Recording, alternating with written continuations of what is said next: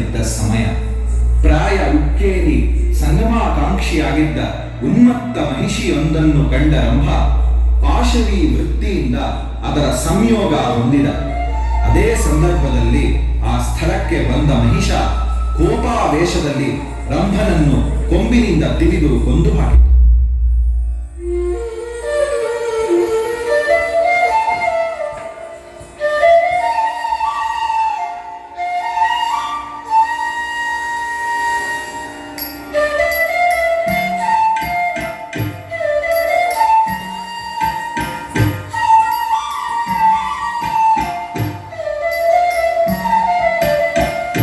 ಯಕ್ಷಕೂಟವು ಚಿತಾಗ್ನಿಯ ನಿರ್ಮಿಸಿ ಬ್ರಹ್ಮಗೆ ಅಗ್ನಿಯ ಸ್ಪರ್ಶಿಸಲು ಮಹಿಷಿಯು ಆ ಕ್ಷಣ ಚಿತೆಯೊಳು ಮಾರಿ ತನ್ನರಿಹೇ ತೋರಿದಳು.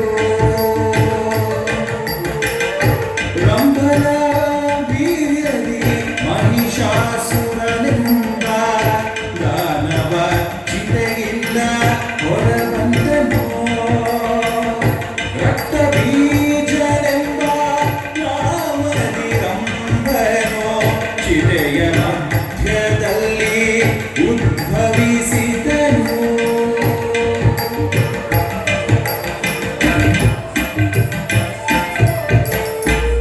ದಾನವ ಪ್ರಚಂಡ ನನ್ನನುಜಗಳ ಗಂಡ ಇಂದು ದೈತ್ಯರ ಕುಲಕ್ಕೆ ಭೀಷಣ ಖಂಡ. ಮಹಿಷಾಸುರನಿಗೆ ಜಯವಾಗಲಿ, ಜಯವಾಗಲಿ.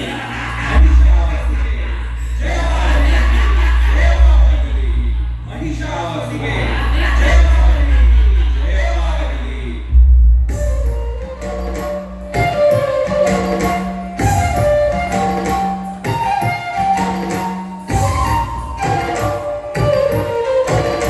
ದಾನವ ಪ್ರಚಂಡ ತನುಜ ಕುಲಗಂಡ ಇಂದು ದೈತ್ಯರ ಕುಲಕ್ಕೆ ಭೀಷಣ ಅಖಂಡ. ಪುರುಷರಾರಿಂದಲೂ ಭರಣ ಬಾರದ ತೆರದಿ ವಿಧಿಯಿಂದ ಬಲ ಪಡೆದ ದೈತ್ಯ ಉತ್ತಂಡ. ಸುರಪನಿಗೆ ಆಘಾತ ಸುರಕುಲಕ್ಕೆ ಭಯದಾತ ಲೋಕ ಗಂಟಕನೀತ ಸಮತತಿಗೆ ಅಧಿನಾಥ. ರಂಭ ಮಹಿಷಿಯ ಪುತ್ರ ನಿರ್ಜರ ಗೆರಿಪು ಪಾತ್ರ ಅಂಡ ಕುಖ್ಯಾತ ನಿಮ ಮಹಿಷಾಸುರ, ಮಹಿಷಾಸುರ, ಮಹಿಷಾಸುರ.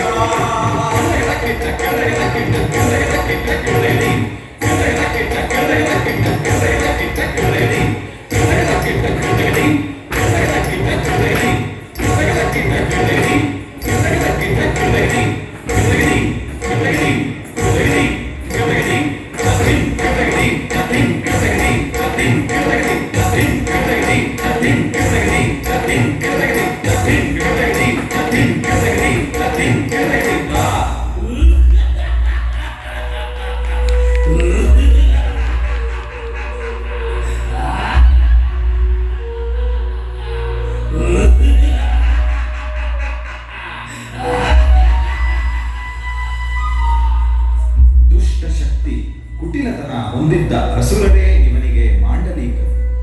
ಬಲಿಷ್ಠ ಅಸುರರ ಪಡೆಯೇ ಇವನ ಯೋಧರು. ಮಹಿಷಾಸುರ ಅಟ್ಟಹಾಸ ಮೆರೆಯಲು ಮುಂದಾದ. ಅಮರಾವತಿಯ ಅಧಿಪತಿಯ ಬುಡಮೇಲು ಮಾಡಿ ಸ್ವರ್ಗಕ್ಕೆ ಲಗ್ಗೆ ಹಾಕಲು ಮುಂದಾದ. ವಿಷಯ ತಿಳಿದ ಇಂದ್ರ ಬೃಹಸ್ಪತಿಯ ಮಾರ್ಗದರ್ಶನದಲ್ಲಿ ಬ್ರಹ್ಮ ಮಹೇಶ್ವರರನ್ನು ಕೂಡಿಕೊಂಡು ವೈಕುಂಠ ಲೋಕಕ್ಕೆ ಬಂದು ವಿಷ್ಣುವಿನಲ್ಲಿ ಉಪಾಯ ಕೇಳುವ.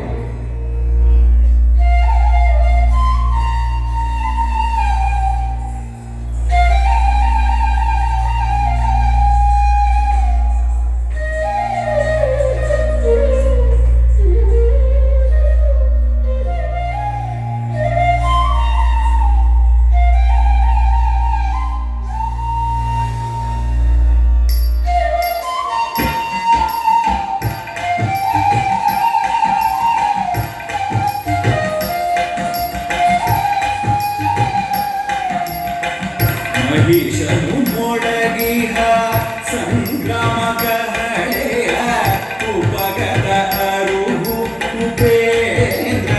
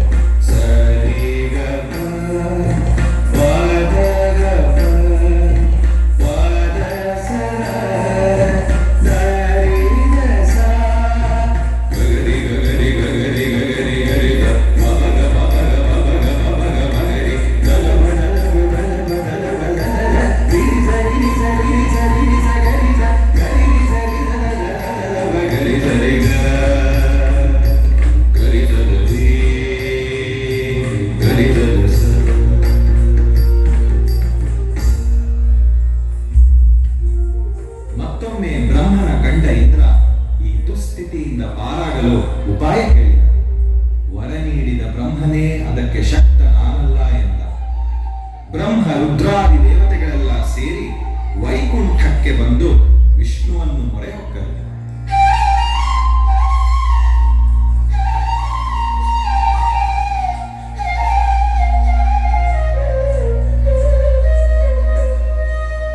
ಸಿದ್ಧಿಕಾರಕ ಪ್ರಭದಾರಕ ಲಘುವಿಪತಿಯ ಕೆರೆಯು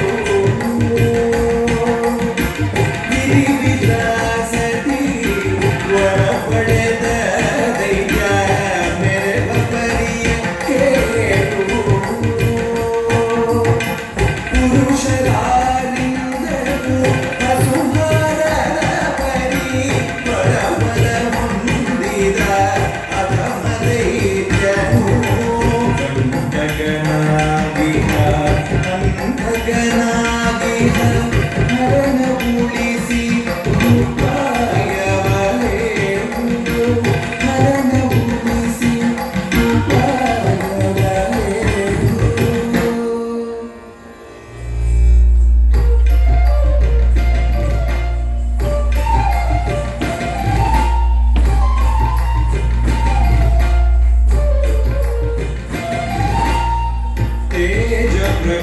ಪ್ರಕಟಿಸೋಣ ನಮ್ಮೊಳಗಿನ ತೇಜ ಪ್ರಕಟಿಸೋಣ ತೇಜ ಪ್ರಕಟಿಸೋಣ